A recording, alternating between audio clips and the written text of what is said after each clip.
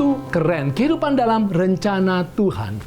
Formula 1 adalah balapan mobil-mobil tercepat di dunia.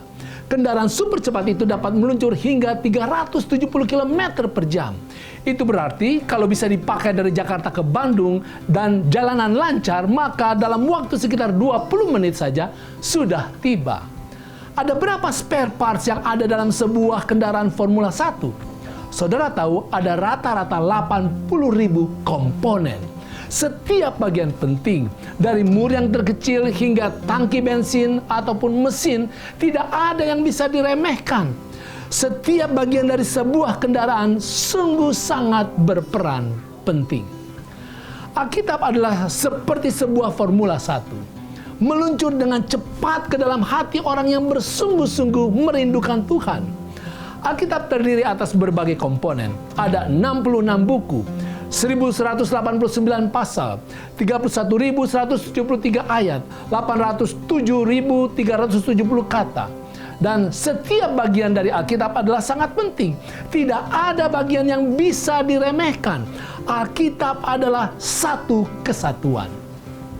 Bagaimana Alkitab bisa menjadi satu kesatuan?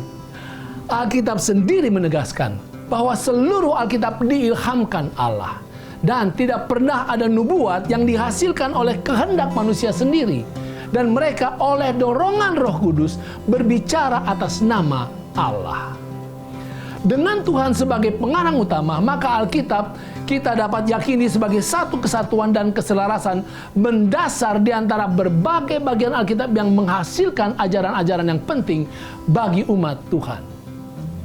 Sebagian orang memandang bahwa Alkitab sebagai bagian yang terpisah-pisah.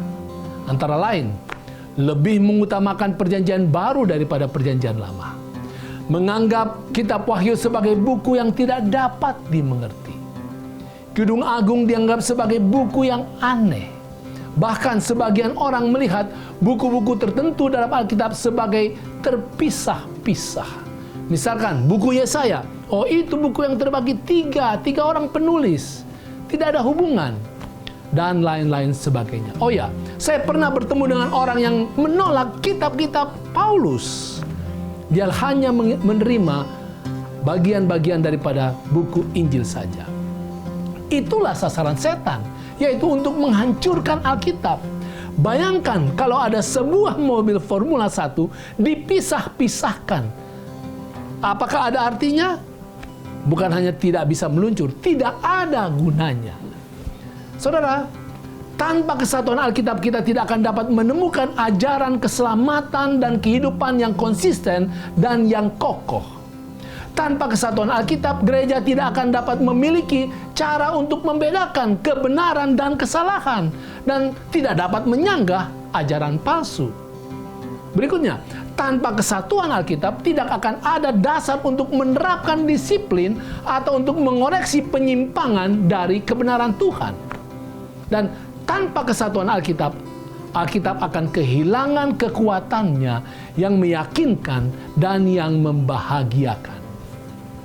Yesus sendiri dan para penulis Alkitab menerima kesatuan Alkitab yang didasarkan pada asal-usul ilahinya. Lewis Hamilton gagal merebut gelar juara di turnamen Formula 1 Turkish Grand Prix di tahun 2007. Apa penyebabnya? Ban mobil yang dikendarainya mengalami kebocoran. Saudara, jangan remehkan bagian-bagian Alkitab. Jangan buang bagian-bagian Alkitab. Iman Anda akan mogok. Hargailah, terimalah sepenuhnya, dan rasakan kuasa Tuhan yang akan memperkokoh dan mempercepat pertumbuhan rohani Anda. Itu keren.